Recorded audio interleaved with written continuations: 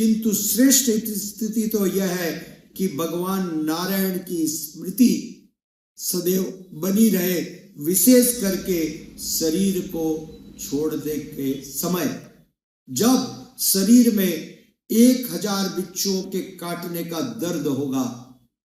श्रील भक्तिविनोद ठाकुर ने बतलाया 1000 बिच्छुओं के काटने का दर्द होगा। दर्द क्यों होगा? क्योंकि जीवन भर हम इस भौतिक संसार से आसक्त रहे। ये धन जो मैंने जमा किया है, ये मेरा परिवार, ये मेरा पुत्र, ये मेरी बहू, ये मेरी दुकान और ये मेरा मकान, कैसे इनको छोड़ दूं प्रभु? भक्ति निवास 3 घंटे के लिए नहीं आ सकता हूं छोड़ के इसको, और परमानेंट छोड़ के जाना पड़ेगा। तो कितना दुख होगा इस बात का कल्पना कीजिए। पूरे जीवन की शक्ति लगा करके आप उसको पकड़ने का प्रयास कर रहे हो, और यमदूत मारते हुए, छुड़ा करके, घसीटते हुए ले जाएंगे। शारीरिक कष्ट होगा, मानसिक कष्ट होगा।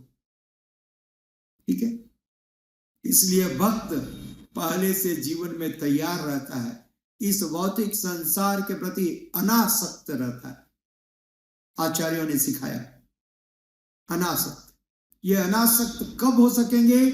जब पहले से अभ्यास किया हुआ हो। अभ्यास योग युक्तेन चेतसा न अन्यगामिना, भगवान ने बतलाया। चेतसा न अन्यगामिना, आपका मन दूसरे और किसी काम में न लगे, दूसरी तरफ न जाए।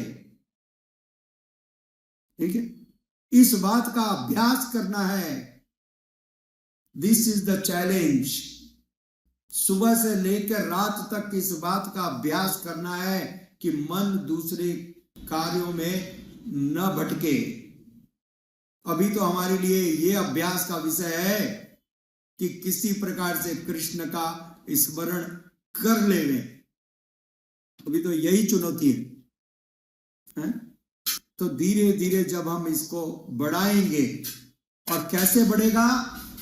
भगवान की सेवाओं में लिप्त होकर के। हम कोई बड़े बड़े ध्रुव महाराज और प्रहलाद महाराज पैदा नहीं हुए हैं यहाँ पर। अम्बरीश महाराज के भाई नहीं हो कोई कि घर में बैठ करके ध्यान करेंगे और भगवान का स्मरण बना रहेगा, लीलाओं का दर्शन होगा।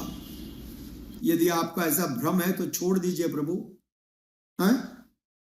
मुझे दुख है कि मैं आपको थोड़ा तकलीफ दे रहा हूं, क्योंकि आप महान स्तर पर विराजमान है, आपको नीचे ला रहा हूं। ठीक है, तो इस प्रकार की कोई बात नहीं है, कोई घटना नहीं है। उस भ्रम को त्यागिए और वास्तविक धरातल पर आइए। और वास्तविक धरातल मतलब भगवान की सेवाओं में अपने आप को नियुक्त कीजिए।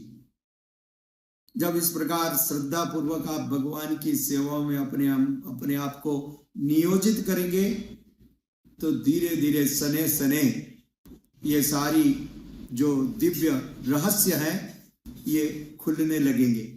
और तब समझ में आएगा कि भगवान की ये दिव्य सेवाएं जीवन का सबसे बड़ा वरदान है, जो मैं बार बार कहता हूं। और जब समझ में आ जाएगा तो आप बिना बोले हुए भी इनमें लगोगे। अभी तो ये चुनौती होती है कि मैं सर पटक पटक करके आपको मनाने के लिए लगता हूं, प्रभु प्रभु, माता माता, प्रभु प्रभु, चरण कहाँ है बतलाओ। और उसमें भी नाराज हो जाते हैं भक्त लोग नाराज हो जाते हैं। मैं नहीं आऊंगा भक्ति निवास क्योंकि आपने मेरी अग्र पूजा नहीं की।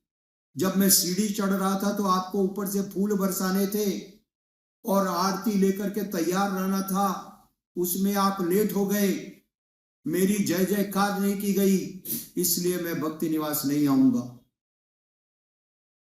इसलिए मेरे को गौर पूर्णिमा में आने का कोई उत्साह नहीं है।